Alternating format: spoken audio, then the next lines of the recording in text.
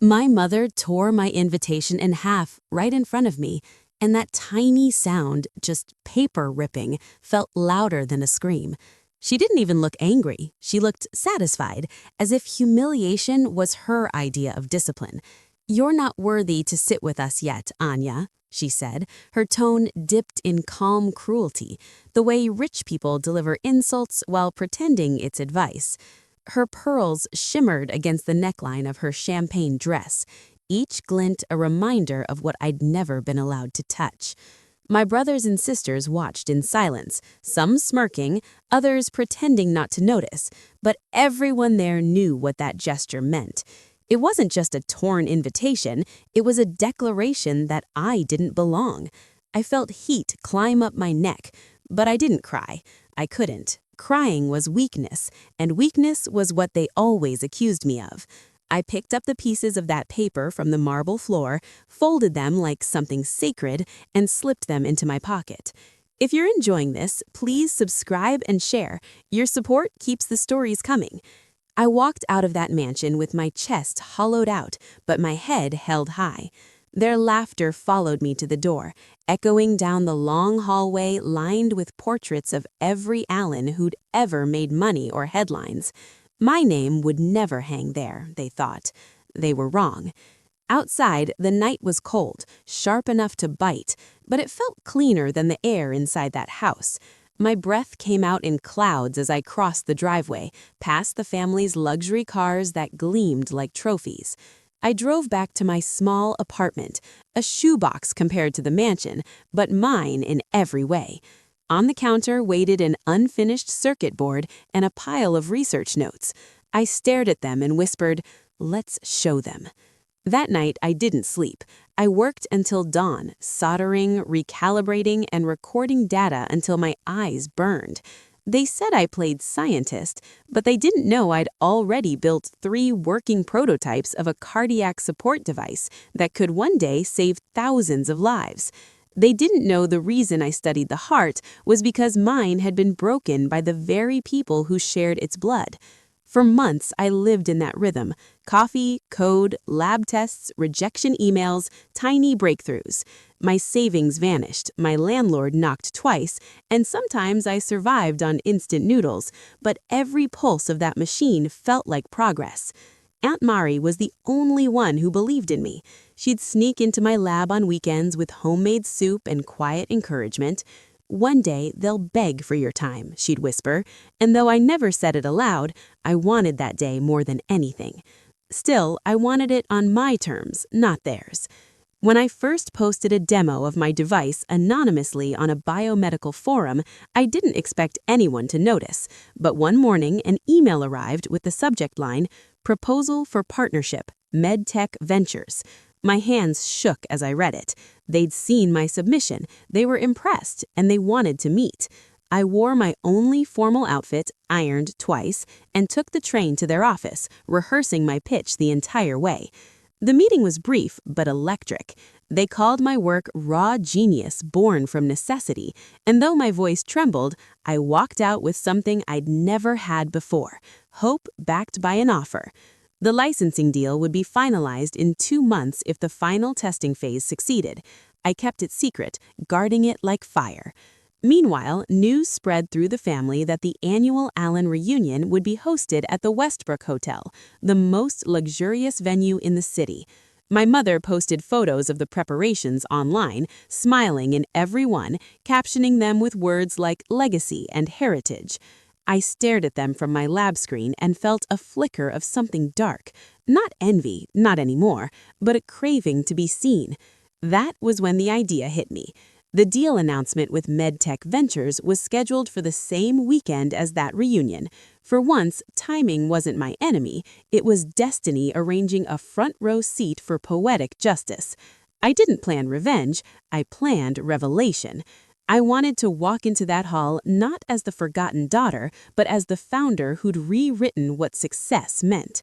I spent the next weeks preparing my presentation for MedTech's board, knowing that if all went right, the licensing deal, worth $1.5 million, would go public at noon on reunion day. Every simulation, every spreadsheet, every late-night trial was fueled by that vision, my family watching their disgrace become the headline they couldn't escape. When the morning finally arrived, I stood in front of the mirror holding my invitation, or what was left of it.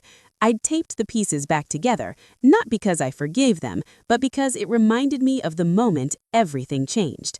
I wore a plain black dress, hair tied neatly, no diamonds, no designer brand, just quiet confidence. I drove to the Westbrook Hotel, my heart racing like machinery before launch. The lobby smelled of lilies and wealth. Everywhere I looked, there were Allens, loud, glittering, proud. My eldest brother, Ethan, noticed me first. His expression froze before he forced a smile. "You came," he said, tone laced with disbelief. "Mom said you were busy tinkering." I smiled. "Just wanted to see what success looks like these days." He laughed too loudly, the kind of laugh that hides nerves. At the registration desk, the clerk typed my name, frowned, then checked again. "I'm sorry, Miss Allen, but you're not on the list." My throat tightened. "There must be a mistake. I confirmed last week." She shook her head sympathetically. "Your badge was assigned to," she hesitated, "Mr. Andrew Cole, my brother-in-law." My mother's voice floated from behind me, cold and perfectly timed. "I told you, Anya, this event is for those who've earned their place." My fingers curled against the counter as I turned to face her. She looked immaculate as always, wrapped in silk and superiority. "You shouldn't embarrass yourself, dear. Go home, be sensible." I wanted to scream, but instead I smiled. "You'll regret saying that," I said softly. She tilted her head. "We already do." Her words hit like glass. For a second, I almost believed her, that I was a disappointment carved into the family tree. But then my phone buzzed. A single email notification glowed on the screen. MedTech Ventures, final confirmation received. My deal had just gone live. I felt the air shift around me, a tremor of something bigger than their judgment. I slipped my phone into my bag and straightened my posture. "Actually," I said, "I think I'll stay." And before she could stop me, I walked past her, through the ballroom doors, straight into the spotlight I was never meant to have. The music faded. Every head turned. My name, my forgotten name, was about to be everywhere. When she said those words, something inside me cracked, not like glass, but like ice, quiet, slow, unstoppable. Her perfume filled the air, sharp and expensive, the same scent she'd worn every time she'd told me I wasn't enough.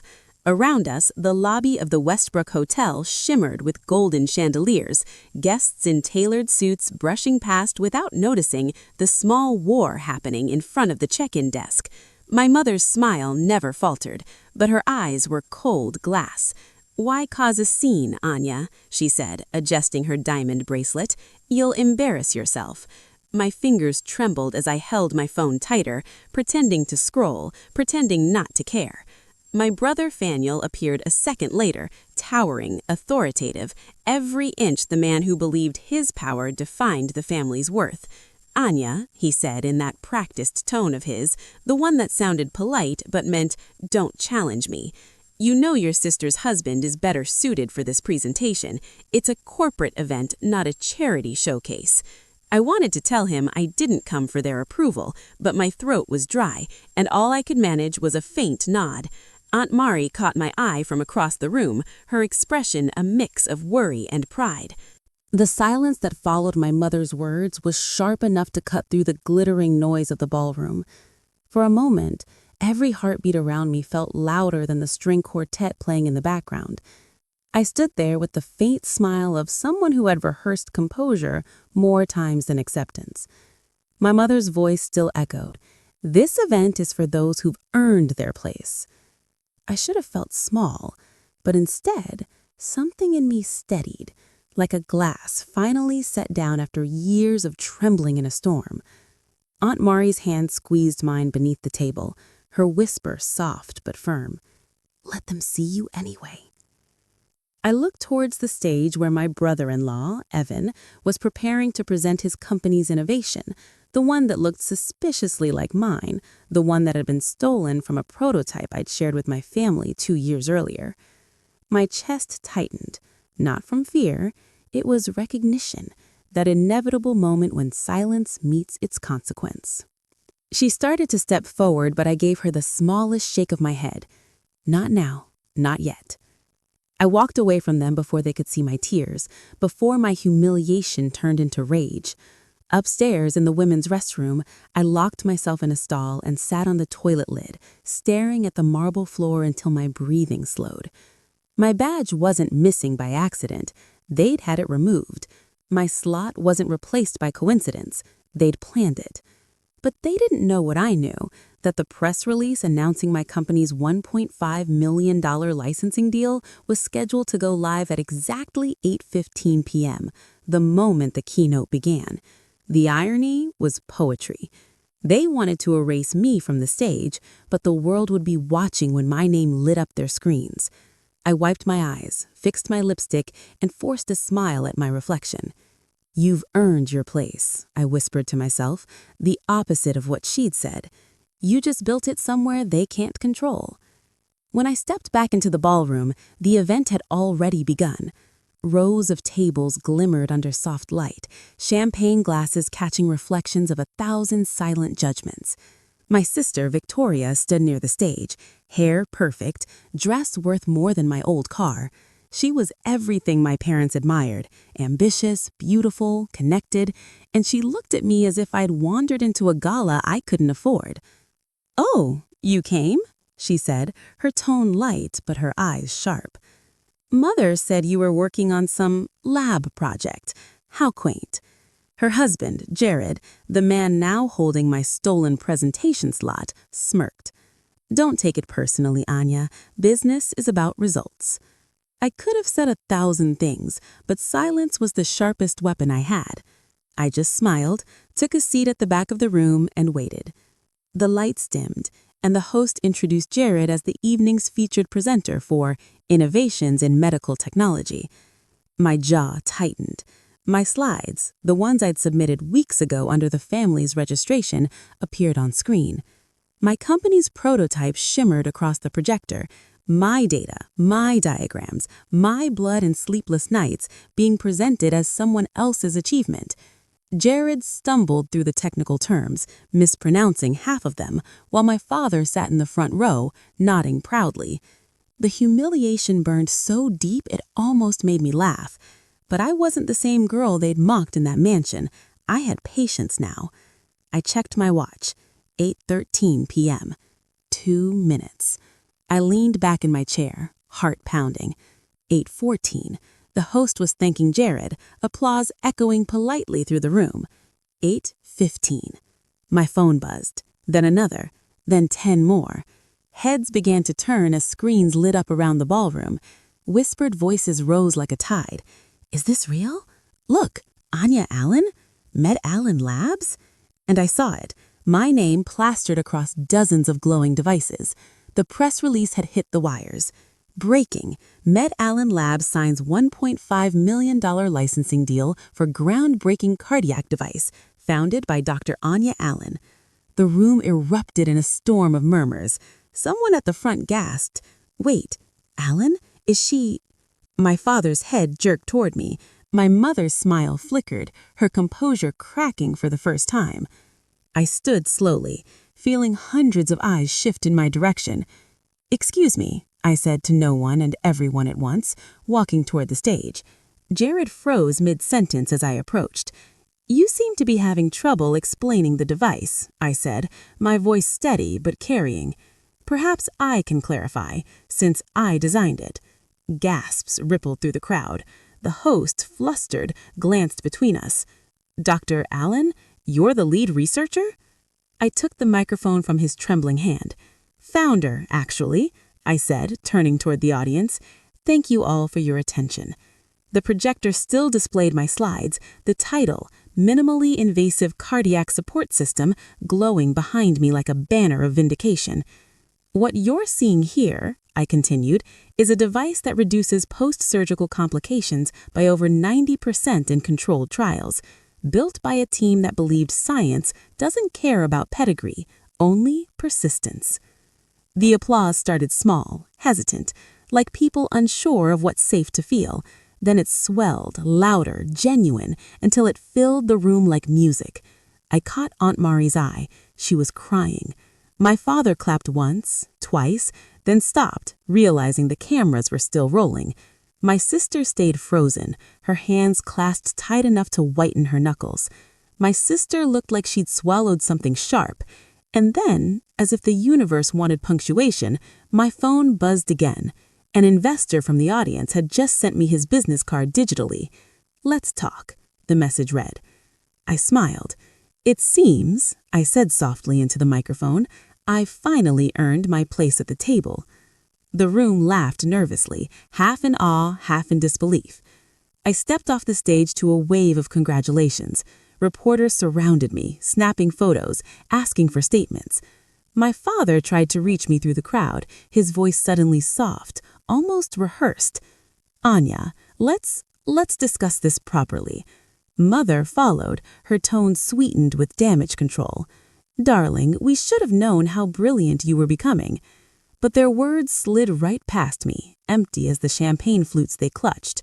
For the first time in my life, they needed me. And it wasn't over yet, because what came after applause was always the silence, and in that silence, I'd decide what to say next. As the crowd thinned, I caught my reflection in a mirrored pillar. My face looked calm, but my eyes burned with something new, clarity. Tonight was only the beginning. I could already feel it, the next move, the confrontation waiting behind the next door. My father's voice cut through the noise again, closer now. "Anya, come here. We need to discuss integrating your company with Allen Enterprises." I turned toward him slowly, the crowd parting like a curtain. "Of course, Father. Let's talk." But inside, I was already preparing for the moment I'd flip the script for good. The stage lights dimmed, the last applause faded, and every eye still followed me as I walked toward the family table. My pulse steadied. The war for control had just begun. The silence that followed my mother's words was sharp enough to cut through the glittering noise of the ballroom. For a moment, every heartbeat around me felt louder than the string quartet playing in the background. I stood there with the faint smile of someone who had rehearsed composure more times than acceptance. My mother's voice still echoed, "This event is for those who've earned their place." I should have felt small, but instead, something in me steadied, like a glass finally set down after years of trembling in a storm. Aunt Mari's hand squeezed mine beneath the table, her whisper soft but firm. "Let them see you anyway." I looked towards the stage where my brother-in-law, Evan, was preparing to present his company's innovation, the one that looked suspiciously like mine, the one that had been stolen from a prototype I'd shared with my family 2 years earlier. My chest tightened. Not from fear, it was recognition, that inevitable moment when silence meets its consequence. Cameras flashed. My father laughed with the mayor. Victoria, perfect Victoria, posed beside the family crest like she'd been born from the gold threads of its embroidery. And me? I walked to the stage. The lights hit like judgment. Evan froze mid-sentence, his rehearsed charm faltering as I stepped into view. "Excuse me," I said, my voice calm, steady, amplified through the mic someone had forgotten to mute. "There's been a slight mistake on the program." A murmur rippled through the crowd. I felt every eye, curious, judgmental, some quietly thrilled by the prospect of chaos. My family's logo glowed behind me on the massive screen, Allen Biotech Summit 2025. But the project displayed wasn't Allen Biotech's, it was mine. My slides, my device, my design, right down to the blue-white schematic I'd drawn in my cramped apartment when they'd laughed at my tinkering. Evan tried to speak, something about collaboration, but I raised a hand, polite and razor-sharp. "You're right about one thing," I told him. "This project will save lives, but it's not yours to present." If you're enjoying this, please subscribe and share. Your support keeps the stories coming. The audience went still, Even the quartet faltered into silence. I clicked the remote and the first slide changed. Not the stolen data, but the official announcement from Med Allen Labs, Inc., the company I had built in secret. My logo shimmered on the screen, clean, modern, defiant. Beneath it, the headline from Bloomberg, Med Allen Labs signs $1.5 million licensing deal for cardiac assist device. Phones buzzed across the room like a chorus of awakened consciences. My father's smile drained color. Victoria's fork clattered to her plate. Evan muttered something about misunderstanding, but the crowd was already murmuring my name. I didn't gloat, I explained. Calmly, clinically, like the scientist I was trained to be. I described how the device regulated cardiac flow, how it could reduce recovery time by 43%, how it had been tested, patented, and approved under my team's name. Every sentence was a quiet rebellion, every word reclaiming a piece of myself they'd once dismissed. So, I concluded, while I wasn't on the guest list tonight, I think we can agree I've earned a seat. The applause started slowly. Aunt Mary first, then a few investors, then the wave of clapping that fills a room when people realize they've witnessed a turning point. My mother didn't clap.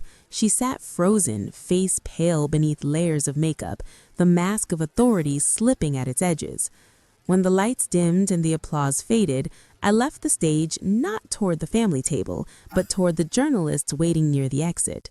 Microphones extended, cameras blinked, questions flew about innovation, perseverance, how it felt to prove everyone wrong. I answered what I could, but my gaze kept drifting to the corner where my family huddled like a toppled dynasty. My father's hand shook as he poured himself another drink. My mother whispered fiercely to Victoria, who avoided my eyes entirely. For years, I had chased their approval like sunlight through glass. Now, watching them shrink beneath their own arrogance, I realized I didn't need warmth that came from such a cold source. Still, when my father finally approached, pride disguised as authority, I listened. "Impressive," he said, tone clipped. "You've made a name for yourself. Now let's bring it home. Merge your company with ours. You'll have resources, visibility. You'll be family again." The word family tasted strange on his tongue, like something expired. I smiled gently. "I never stopped being family," I said. "You just stopped seeing me." His jaw clenched. "Don't be dramatic, Anya. Business is business." I handed him the folder I'd brought. Not contracts, but copies of emails where they'd rejected my early proposals, even mocked them. The silence that followed was heavier than any applause. "This isn't about drama," I whispered, leaning close enough that only he could hear. "It's about truth." I turned away before he could answer. Aunt Mary caught up, eyes glistening. "You did it," she breathed. "You finally made them listen." I shook my head. I didn't need them to listen. I just needed to stop waiting for them to. We walked out together, the night air crisp and real after the perfume-heavy glitter of the ballroom. Journalists still lingered, flashes catching on the silver edges of my dress. Somewhere behind us, Victoria called my name, not with anger, but uncertainty. "Anya," she said, breathless. "Wait." I paused, half turning. For the first time in years, her tone carried no mockery. "I didn't know," she said, "about your deal, about the patents. Mom and Dad, they said you'd quit science." "You believed them," I replied quietly. She nodded, ashamed. "I'm sorry." I could see the war inside her, the pull between loyalty and truth. I didn't hate her for it. "Take care of them," I said softly. "They'll need you." Then I walked into the night, each step lighter than the last. But triumph isn't peace, it's a doorway. The next morning, I woke to headlines that wouldn't stop multiplying. Investors wanted meetings, universities sent invitations, even my old mentor emailed to apologize for doubting me. The world suddenly wanted a piece of what I'd built, yet all I wanted was silence. I drove out to the research park where Med Allen Labs stood, glass gleaming under the pale dawn. Inside, my small team was already at work, eyes bright with belief. We'd built this place from scratch, crowdfunded, overworked, underpaid, fueled by stubborn hope. Seeing their faces reminded me why any of it mattered. We weren't chasing revenge, we were saving lives. That evening, as the sun dipped behind the city skyline, I received one more call, from my mother. For a long moment, I almost ignored it. Then curiosity, or maybe compassion, made me answer. Her voice was softer than I remembered. "Anya," she began, "I saw the news. You were remarkable." I waited, saying nothing. "Your father and I," she began, "we didn't realize. We thought we were protecting you from disappointment." I almost laughed, but it came out as a sigh. "You were protecting yourselves," I said gently. Silence hummed between us. "Maybe," she admitted, "but I'm proud of you." The words should mean everything, yet they felt like a letter that arrived years too late. "Thank you," I said anyway. "That means something." Outside, the wind shifted, scattering leaves across the steps of the lab. I watched them swirl, golden in the light, symbols of change, of endings that weren't bitter but necessary. Aunt Mary once told me, "Some families are built by blood, others by belief." I finally understood. My team, my work, the patients whose lives would stretch longer because of a device I once built on a thrift store desk, that was my family now. Still, a small part of me ached for the child who'd once waited by the dining room door, listening to laughter that never included her. You can forgive people and still walk away. Love doesn't have to mean staying. And that realization hit hardest of all. The ache of old memories still lingered as I stood in my office that night, surrounded by the hum of machines and the soft pulse of monitors. I watched my reflection in the glass wall. Stronger now, older, but not untouched. Success hadn't erased the scars. It had simply taught me to wear them differently. On the desk beside me sat the signed deal documents, $1.5 million, clean and official. But the number meant less than the journey that brought me here. Every sleepless night, every rejection email, every dinner I'd been excluded from, every whispered joke about my little experiments had built the foundation under my feet. I thought about the Allen mansion and its glittering dining table, how every Christmas I sat at the kids' corner long after I'd become an adult because they said science isn't glamorous. Now my work was on the cover of Forbes' Tech Future. And yet, the victory wasn't loud. It was quiet, steady, like the hum of life support in a hospital room, a sound that meant survival, not celebration. Aunt Mary came in, carrying 2 cups of coffee, her smile tired but proud. "You know," she said, handing me one, "your grandmother would have loved this. She always said the quiet ones end up shaking the world." I laughed softly. "She'd probably still tell me to comb my hair." "Maybe," Aunt Mary chuckled, "but she'd be the first to call the newspaper about your award." We sat in silence for a moment, the kind of silence that doesn't ache but soothes. Then she asked, "Will you ever forgive them?" I didn't answer right away. The truth was, forgiveness wasn't a single act. It was a process, a slow unbinding of pain that no apology could rush. "I think I already have," I said finally. "I just don't think I can go back." Later that week, I was invited to a charity gala, ironically hosted by the Allen Foundation. I almost declined, but something in me whispered that I needed closure, not avoidance. So I went. The event was lavish, dripping with the same performative luxury I'd grown up around. When I entered, heads turned, not out of gossip this time, but out of respect. I wore a simple black gown, no diamonds, just the quiet confidence of someone who didn't need decoration. My mother spotted me first, her eyes widening, a smile flickering uncertainly. My father was at her side, older somehow, the weight of pride and regret battling across his face. He walked toward me, and for once, there was no arrogance in his stride. "You came," he said, almost surprised. "I wasn't sure you'd want to see us again." I wasn't sure either, I admitted. We stood there, surrounded by polite chatter and expensive perfume. 2 people connected by blood but separated by years of silence. "I saw the new facility," he said after a moment. "It's impressive. You're building something real." "Something that lasts," I replied. His nod was small but sincere. "You were right," he murmured, "about everything." It wasn't an apology, but it was the closest he could manage, and somehow that was enough. Victoria joined us, her smile hesitant. "Your team's research, it's incredible, Anya. We've been following the reports." I could tell she meant it. There was no envy this time, only awe. For the first time, we weren't competitors. We were just sisters who had taken different roads. "Thank you," I said softly. "I hope you're doing well too." She nodded, and something fragile but hopeful passed between us. Maybe the beginning of healing, or maybe just understanding. My mother reached for my hand. "We'd like you to come home sometime," she said. Her eyes shimmered, not with pride, but with the ache of a mother realizing she'd built walls where bridges should have been. I hesitated, then squeezed her fingers gently. "Maybe one day," I said, "but not yet." She nodded, tears trembling at the edges of her lashes. "That's fair." Hours later, when the speeches ended and people began to leave, I stepped out onto the balcony overlooking the city. The air was cold, crisp, honest. Below, the skyline glittered like circuitry, alive, connected, beautiful. I thought about that little girl who once hid in her room building models out of scrap metal, dreaming of changing the world while her family laughed downstairs. I wished I could tell her that one day those same people would listen, that she would learn that silence doesn't mean weakness, it's the sound of preparation.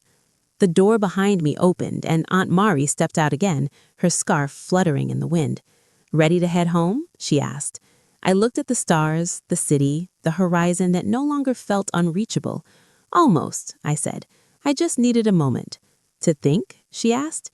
"To remember," I replied. We drove back to the lab that night instead of the mansion.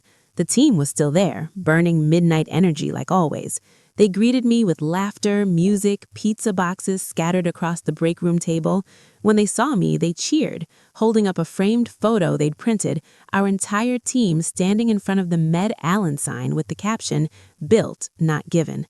I laughed, blinking back tears. That photo would later hang in the main lobby, replacing the corporate plaques my family had once valued. Because this was my legacy, not a name carved on marble, but a heartbeat carried in every patient our work would save. I walked through the lab, touching the machines, the blueprints, the evidence of every failure turned to breakthrough. It was a cathedral of persistence, my cathedral. Before leaving, I went to the observation window where the prototype heart device gleamed under the soft lab lights. It looked almost alive. "You did it," Aunt Mari whispered beside me. "No," I said quietly. "We did." She smiled, slipping her arm through mine. "So what now, Dr. Allen?" I looked out over the lab, the world beyond it, and felt the strange, exhilarating calm of someone who no longer had to prove anything. "Now," I said, "we build the next one."